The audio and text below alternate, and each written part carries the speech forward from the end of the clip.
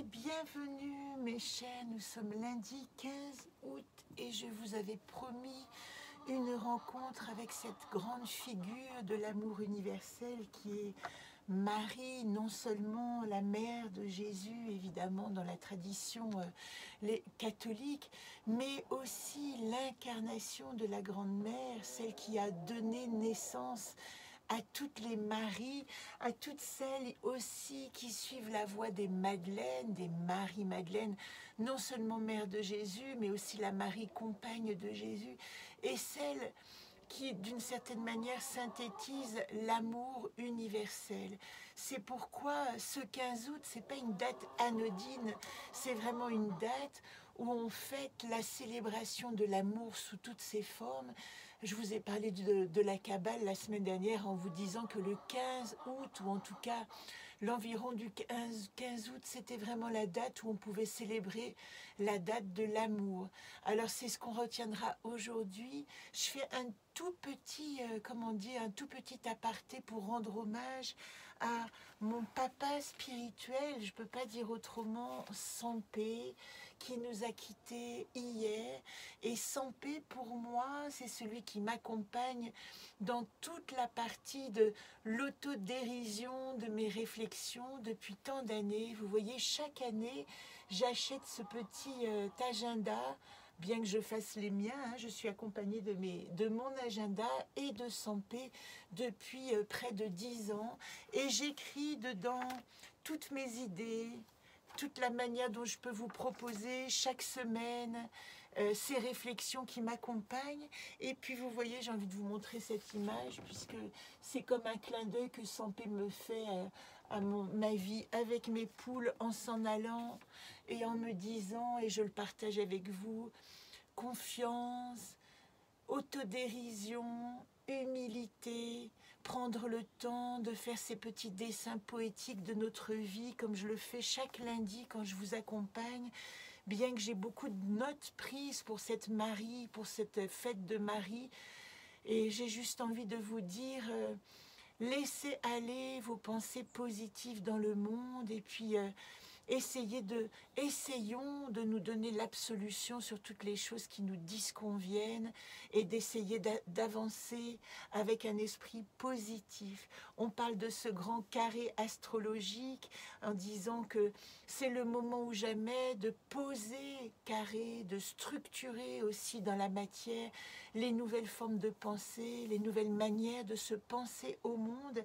Et puis j'ai juste envie de vous dire aussi que pour la partie énergétique, la partie cosmique, Vénus rentre en Lion. Bientôt, nous serons dans le signe de la Vierge aussi qui va nous rejoindre et qui va nous demander de structurer. Mais cette Vénus qui rentre en Lion, qui est dans une conjonction avec le Bélier, elle nous donne la possibilité de repenser affectivement notre rapport au monde. Alors j'en profite pour envoyer mes prières, allumer cette bougie, ce bijou de conscience. Voilà ce que c'est qu'une bougie. Pour mon papa Sampé, je les ai toujours appelés comme ça, j'ai perdu mon père très jeune et je me suis trouvée au travers de ma vie des figures symboliques qui pouvaient me donner une structure patriarcale pour me construire aussi dans mon féminin, mais avec la confiance que certains hommes dans le monde portaient la possibilité de grandes structures de pensée, de grands enseignements auxquels je pouvais me raccrocher quand ma pensée elle-même vacillait. Voilà, donc j'espère que vous partagerez avec moi cette petite émotion. J'ai envie de vous partager aussi aujourd'hui l'oracle de Marie, Mère universelle. C'est Alana Fairchild qui est aussi l'auteur, si vous connaissez, de ce magnifique oracle d'Isis. Voilà les figures, on va dire, féminines remarquables qui ne sont autres que des incarnations de la déesse mère. Et je vous renvoie pour ça ou au cours de l'école du jeu sur les déesses ou à l'année prochaine, allez voir dans le groupe de l'école du jeu, nous irons à nouveau explorer ces déesses dans l'un des cours de l'année prochaine 2023, qui sera ouverte à toutes ceux ou celles comment on dit ça, qui vont acquérir les fiches mode d'emploi, dans lequel il y a aussi le tirage des déesses, et qui vont acquérir évidemment le petit jeu associé. Voilà, ce sera le ticket d'entrée de l'école du jeu cette année, où il y aura des enseignements à thème et qui rejoindront évidemment toutes les fiches qu'il y a dans ce mode d'emploi. Donc je continue à vous présenter Alana Fairchild avec Lorane de Kuan Yin, merveilleuse figure de bonté et de piété. Et puis elle a aussi réalisé l'oracle de Rumi. Il n'y a pas plus belle inspiration pour l'amour que cet oracle. Elle l'appelle l'inspiration au divin, mais c'est vraiment l'amour qui l'a conduit. Et puis, j'ai aussi pris ici, alors ce n'est pas Alana Fairchild, mais c'est l'oracle de Marie-Madeleine, puisque ce qu'on appelle la voix des Madeleines, qui est initiée par la mère de Marie, Anne, la grand-mère de Jésus, eh bien, c'est vraiment essayer de comprendre quel est l'esprit, cet esprit d'incarnation de la mère universelle qu'a représenté Marie. Alors, je vous proposerai un petit tirage avec une carte de l'oracle de Marie. Qu'est-ce qu'elle nous dit? Elle nous dit, en fin de compte, Alana Fairchild, que dans Marie, il y a toutes les figures de mère universelle. Alors Marie, elle incarne autant la compagne que la mère, que la femme libre.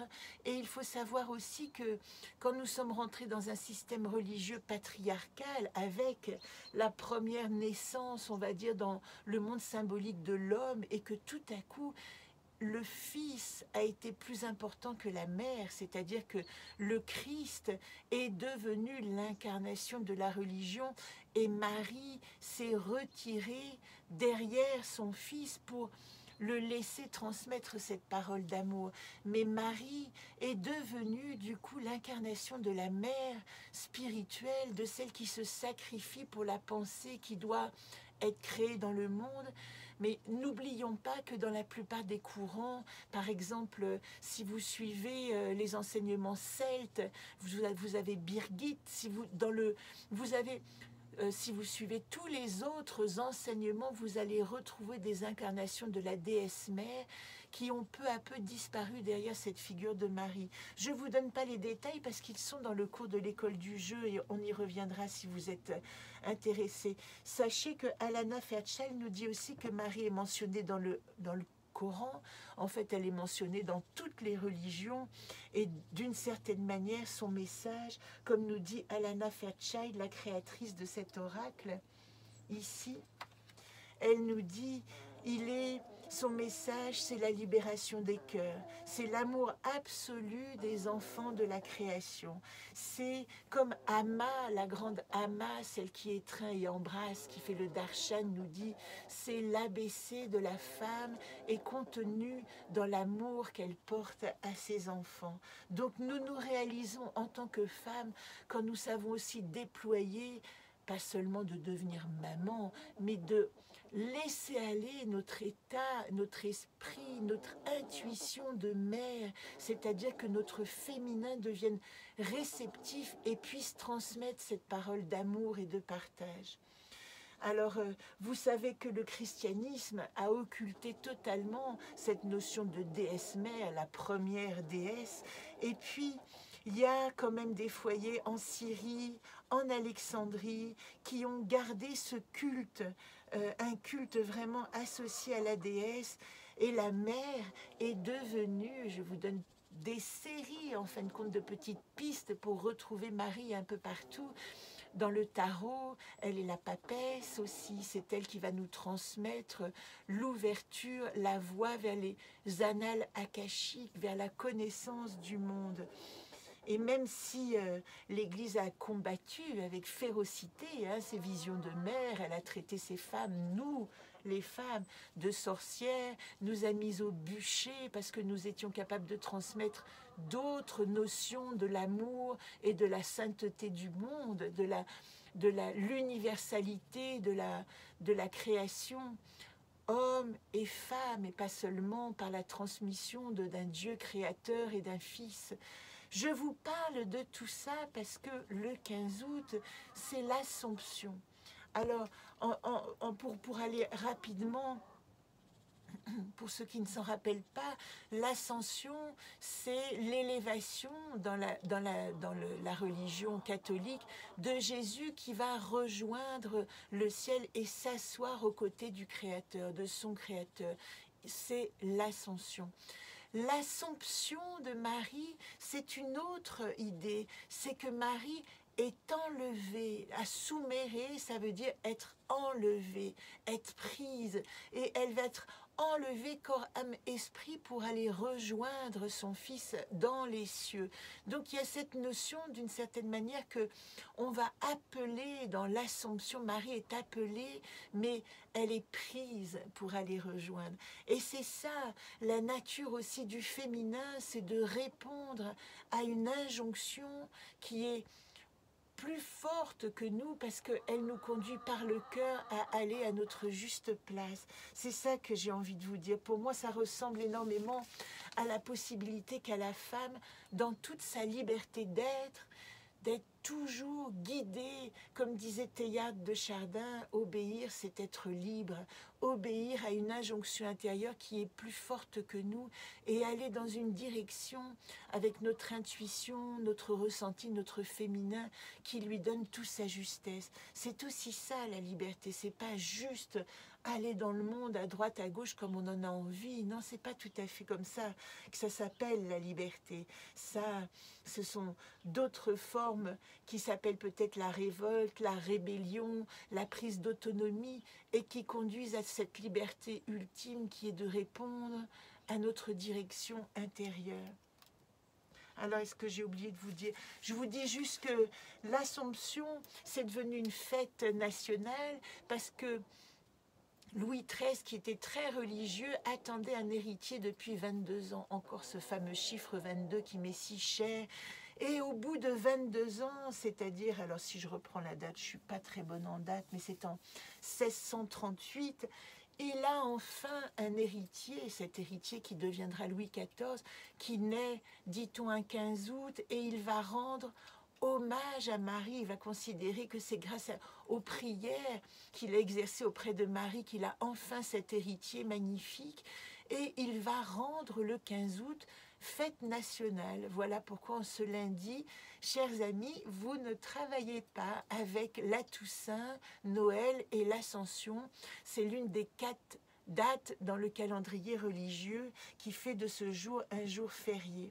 Et il met aussi la France sous la protection de Marie. Donc vous voyez que c'est une figure emblématique pour nous dans notre culture, Marie.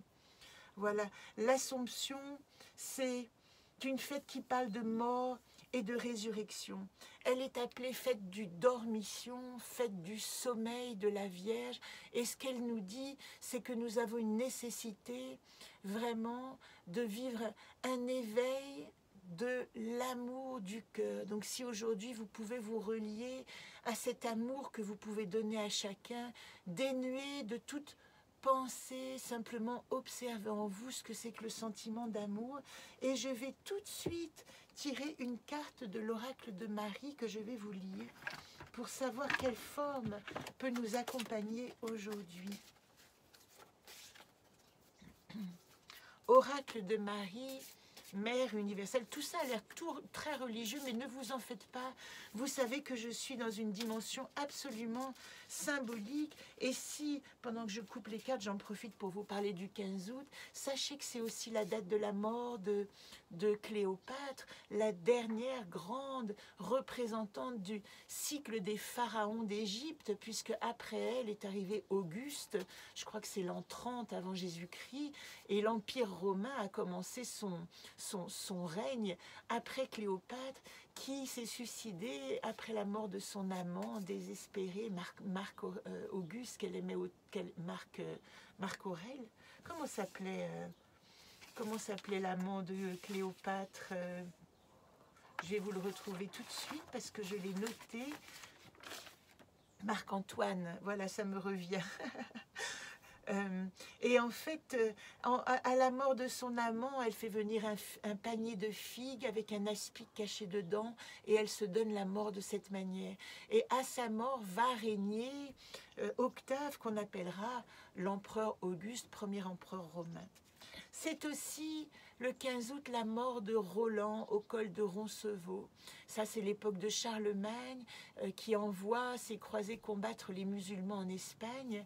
Et puis, c'est une date importante dans l'histoire de la liturgie et de la poésie française, puisque la mort de Roland va donner naissance à l'une des plus belles poésies du Moyen-Âge qui s'appelle la chanson de Roland. 15 août 69, c'est aussi Woodstock. Si je reprends une autre date, je crois que c'est 47, c'est l'indépendance de l'Inde. C'est quand même une date importante. Voilà, je vous donne quelques petites dates qui peuvent vous colorer d'une certaine manière ce 15 août que vous allez vivre aujourd'hui avec une pensée d'amour. Il y a aussi la controverse de Valladolid. Vous savez, qui se demandait si les Indiens avaient une âme. Et au terme de cette controverse, la question c'était: devons-nous les convertir de force? Et la controverse de Valladolid, c'est toute la pensée de la liberté, de culte d'une certaine manière, de ce règne des conquistadors qui ont massacré, on va dire, les Indiens et qui leur ont autorisé, au terme de cette controverse, de cultiver leur propre foi, leur animisme, leur propre pensée. Peut-être une ouverture à d'autres possibilités de croire. Je veux le croire de cette manière-là. Voilà la carte de Marie que nous avons aujourd'hui. Notre-Dame du devenir. Et je vais simplement vous lire quelques phrases qui vont certainement me toucher au cœur. Mon enfant bien-aimé, tu es une fleur divine prête à s'ouvrir. Tu appartiens au jardin divin et tu deviendras lumière. Tu prospéreras et seras soutenu dans la vie. Ton caractère unique et ta beauté ne demeureront pas cachés aux yeux du monde, obscurcis les voiles de la peur et la honte. Je suis la main sacrée révélant ta lumière secrète, afin qu'elle puisse se déverser sur la grâce qui guérit le monde. C'est ta destinée et il en sera ainsi. Et comme quelqu'un arrive dans la maison, je m'arrête ici, je vous embrasse, je vous souhaite une magnifique semaine. Pas d'autre tirage aujourd'hui que le lien que nous avons avec Marie la Divine. Très belle semaine à vous.